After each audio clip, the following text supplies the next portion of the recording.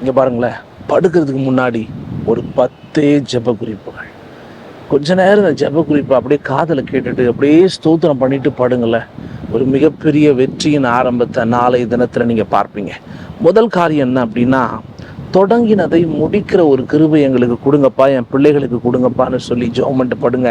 நாளைக்கு எதெல்லாம் மண்டே துவங்குறீங்களோ அதெல்லாம் வெற்றியாக கர்த்தர் மாற்றுவார். ஏமே. ரெண்டாவது, தாமதமான வாக்கு தத்தங்கள் எல்லாம் என் வாழ்க்கையில் நிறைவேறணும். நீண்ட காலமாக நான் காத்திருக்கிறேன், அதெல்லாம் என் வாழ்க்கையில் நடக்கணும் ஆண்டவரேன்னு நல்லா ஸ்தோத்திரம் பண்ணி ஜெபம் பண்ணிட்டு படுங்க. நாளைக்கு அதை நீங்கள் பார்ப்பீங்க. மூன்றாவது, உங்கள் குடும்பத்தினுடைய இலக்கு நிறைவேறப்படணும். ஏன்னா உங்கள் வாழ்க்கையில் இருக்கிற எல்லா திட்டங்களும், குடும்பத்தில் இருக்கிற எல்லா திட்டங்களும் தேவ கிருபையினால அந்த திட்டங்கள் சாட்சியாய் முடியணும்னு சொல்லி ஜெபம் பண்ணிட்டு படுங்க. நாளைக்கு அந்த திட்டத்தினுடைய முடிவுகளை பார்ப்பீங்க. ஏமேன்.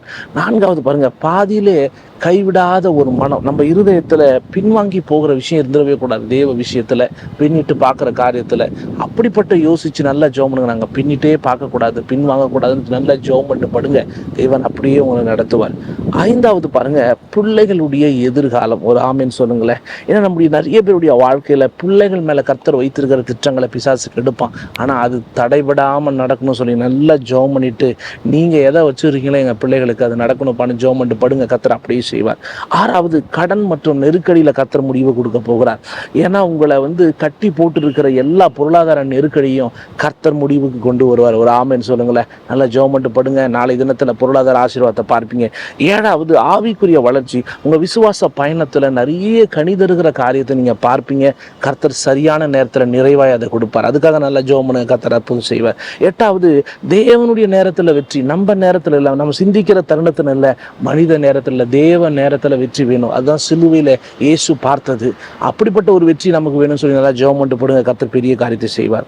நிறைவேறாத ஜெபங்கள், தொடர்ந்து பல வருஷங்களா பல ஆண்டுகளாக நம்ம ஜெபிக்கிறோம். அந்த காரியத்தில் தேவன் ஒரு அற்புதத்தை செய்யணும்னு சொல்லி நல்லா ஜெபிச்சு நம்ம படுப்போம். கர்த்தர் சரியான நேரத்தில் உங்கள் ஜெபத்துக்கு பதிலை கொடுப்பார். பத்தாவது, முடிந்ததுன்னு இயேசு சிலுவையில் சொன்னாரே, அது தோல்வியின் வார்த்தை அல்ல, அது வெற்றியின் வார்த்தை. அப்படிப்பட்ட வெற்றியின் வார்த்தை மற்றவங்களுக்கு நம்ம தோல்வி பெற்றதா தெரிஞ்சாலும் அவங்க வாழ்க்கையில், நம்ம வாழ்க்கையில் அது வெற்றியின் அடையாளமாய் கர்த்தர் மாற்றுவார். அதுக்காக நல்லா இதெல்லாம் ஜெபம் பண்ணிட்டு விசுவாச அறிக்கை பண்ணிட்டு படுங்க. நாளை தினம் வெற்றி உங்கள் வாழ்க்கையில் துவங்கும். ஏமே.